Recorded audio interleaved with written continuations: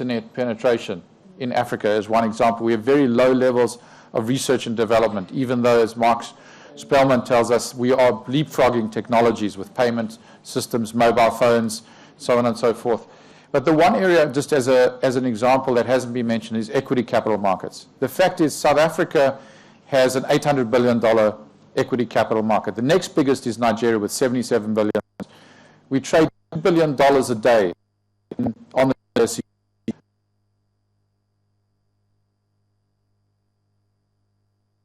Nigeria.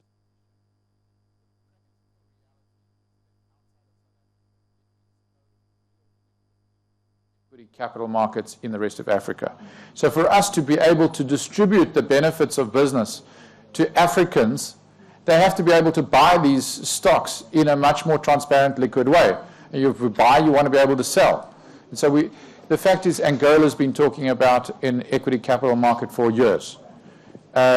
We don't have many functioning equity capital markets. One of the big things when you look at China is that it managed to develop through privatizing and state-owned enterprises, not selling off control. What they did was effectively sold off 30% of companies like CNOC, like the banks, the oil companies, the construction companies, and so on. So they still control it through the government appointing the chairman of the companies, but they've modernized the state-owned the state-owned enterprise infrastructure, and through that they've actually put the equity of these companies in the hands of Chinese people and created a liquid capital market.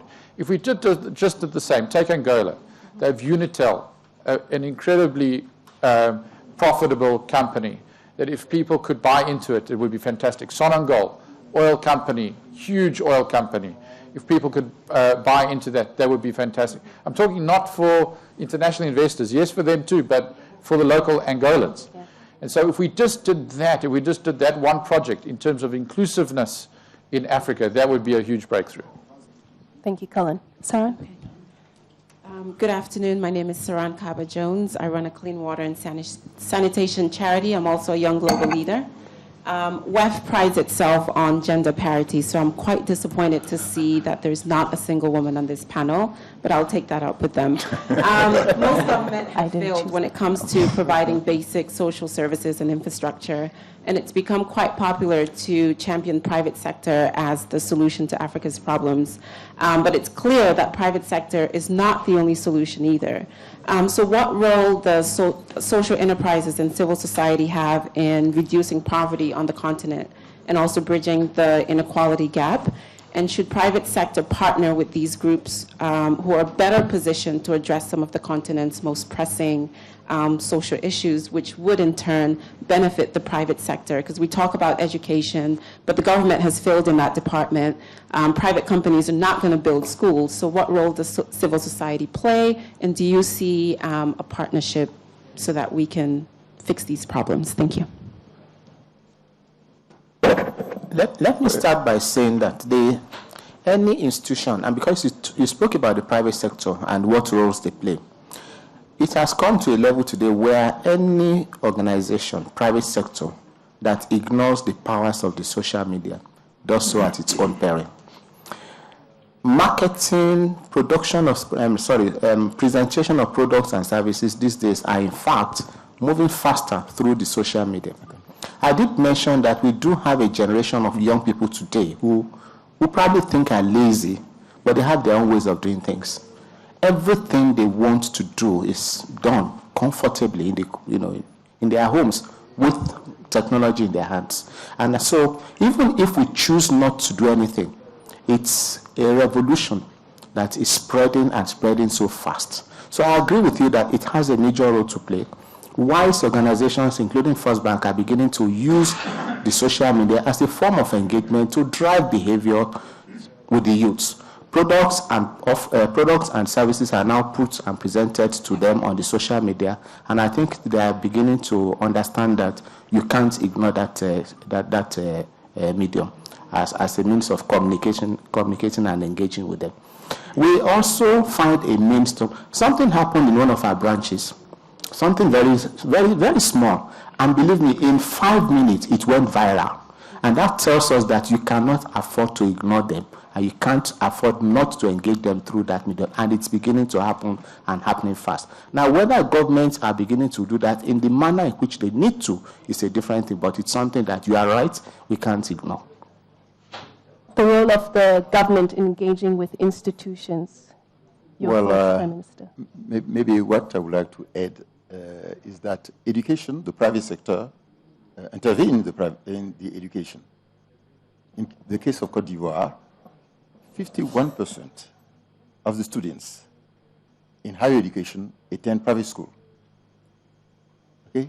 So I would just like to add that. And, well, you are right, the civil society has to be organized better than they are now. So, well... How are they disorganized? Well, they have, you have to help them, but you have to let them to be free. Because if they are ruled by the state, that's not efficient. But you can give some subsidies, if necessary, at the beginning. And, well, I think they can help in different areas.